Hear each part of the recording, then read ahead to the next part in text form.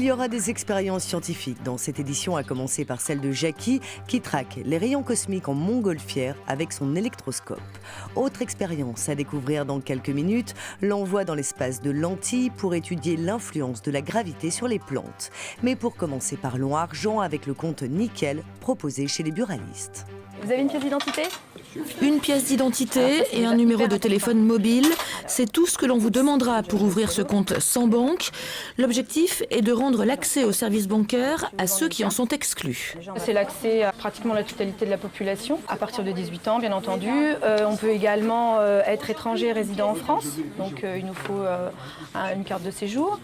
On peut être également interdit bancaire, ce qui est quand même relativement intéressant. Ça redonne en fait l'accès au droit, à la banque à tout le monde.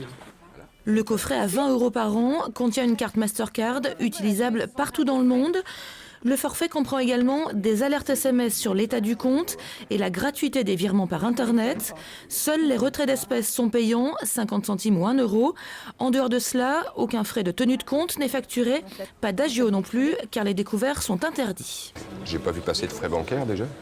C'est déjà un gros intérêt. Pour un petit compte comme ça, pour faire mes achats tous les jours, ça va être bien pratique. Bon, moi, je serais sûr de ne pas dépasser. Un avantage aussi. Et puis, il y a des bureaux de tabac partout. Ces comptes sont donc disponibles chez les buralistes, car Compte Nickel n'est pas une banque, mais une entreprise de service.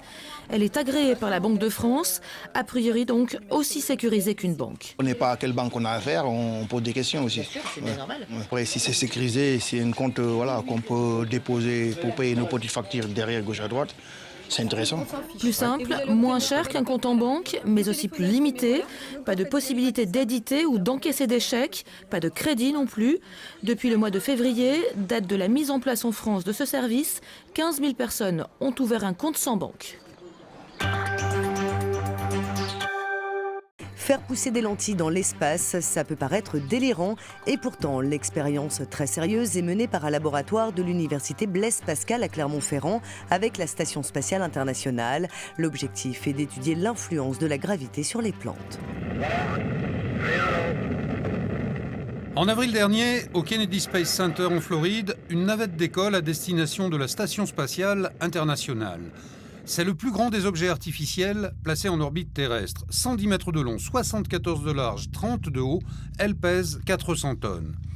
À son bord, les membres d'équipage sont chargés d'effectuer, entre autres, des expériences scientifiques, dont celle de ce laboratoire universitaire clermontois où l'on observe les réactions de diverses plantes à l'environnement. Des lentilles ont été mises dans une chambre de culture comme celle-ci, puis placées dans une boîte, afin d'étudier comment elles poussent sans l'attraction terrestre, autrement dit, la gravité. L'idée, c'est de comprendre comment l'absence de gravité modifie la croissance de la plante, de la racine, et quels sont les mécanismes qui interviennent dans cette croissance. Valérie Loguet s'est rendue il y a quelques semaines dans un centre de contrôle en Norvège pour entrer en contact avec les membres de la station spatiale afin de guider l'expérience et effectuer quelques observations. Si vous cultivez des plantes en microgravité, la racine ne va pas croître en verticale, comme sur Terre, mais elle va effectuer des courbures, genre des petites virgules, un peu dans toutes les directions. Pour l'instant, ce type d'expérience est de la recherche fondamentale, mais pourra servir à terme si un jour il y a besoin de cultiver des plantes dans l'espace pour de longues missions. Ce laboratoire porte le nom de PIAF, ce qui signifie « physique intégrative des arbres forestiers et fruitiers », et ces chercheurs auront ainsi apporté leur contribution au progrès scientifique. Enfin, les expériences scientifiques dans l'espace peuvent aussi, à plus petite échelle, être menées par chacun d'entre nous. La preuve au planétarium de Vaux-en-Velin, où des passionnés traquent les rayonnements cosmiques. C'est le cas de Jackie, qui a elle-même fabriqué ses électroscopes.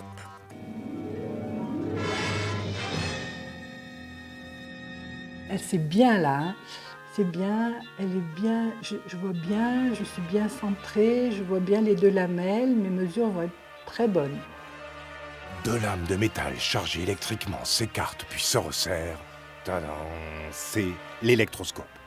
Jackie en a fabriqué 5, leur a donné des noms, leur parle.